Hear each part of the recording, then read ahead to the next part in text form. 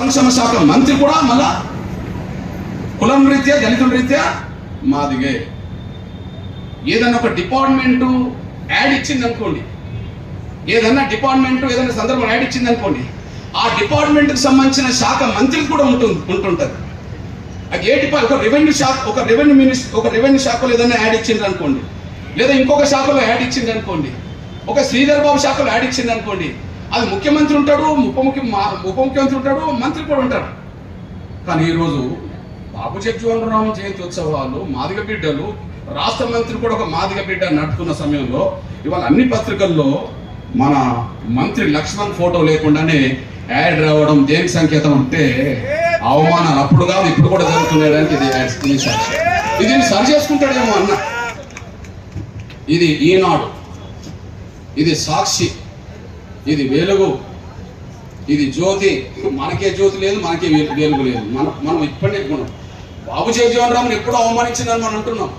ఇప్పటికి మన మంత్రి కూడా గౌరవం లేదని నేను అంటున్నా. కాదని ఎట్లా అన్న మంత్రి కాబట్టి ఇప్పుడు దాన్ని సరి చేసుకుంటాడేమో. ఎందుకంటే నేను మాట్లాడిన వెంటనే ఇప్పుడు ఎవరు మాట్లాడతారు మళ్ళా అనే మాట్లాడతారు. లేదన్నా కొద్దిగా ఇట్లా జరిగింది అట్లా జరిగింది. నేను అది కోరుకోవట్లేదు.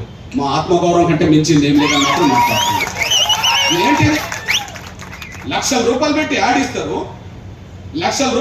ఆడిస్తారు, మాదిగ మంత్రి ఫోటో లేకుండా ఆడిస్తారా? సోషల్ వెల్ఫేర్ మినిస్టర్ కాదా?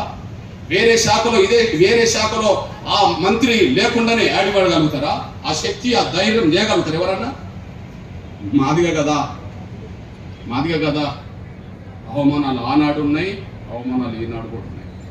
ఓలే రెండో విషయం, నేను నా తమ్ములకు విజ్ఞప్తి చేస్తున్నా. తెలంగాణ వచ్చినాక 2 లాకప్ డెత్తులు జరిగినాయి.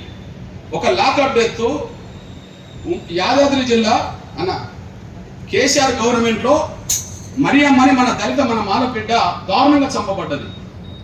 10 days తిరగక ముందే, ఆనాడు ఏమైనా కానీ 10 days తిరగక ముందే వాళ్ళని డిస్మిస్ చేశారు. అప్పుడు బట్టి ప్రతిపక్ష నాయకుడు పోయి ముఖ్యమంత్రిని కలిశాడు, పిసిసి అధ్యక్షుడు ఉత్తమ్ కుమార్ రెడ్డి గారు డీజీపీని కలిశాడు, గవర్నర్ని కలిశారు, అందరినీ కలిశారు.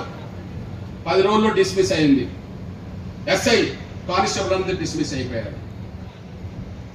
10 రోజులు తిరగక ముందే ఎస్సీ ఎస్టీ యాక్ట్ పరంగా రావాల్సిన అన్ని ఉద్యోగం మిగతా అన్ని వచ్చేసినాయి.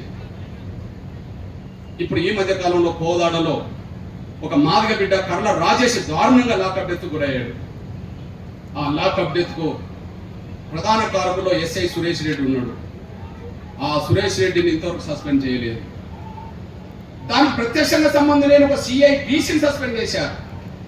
స్టేషన్ బాధ్యులు ఎవరు? ఎస్ఐ. ఎస్ఐని సస్పెండ్ చేయలేదు.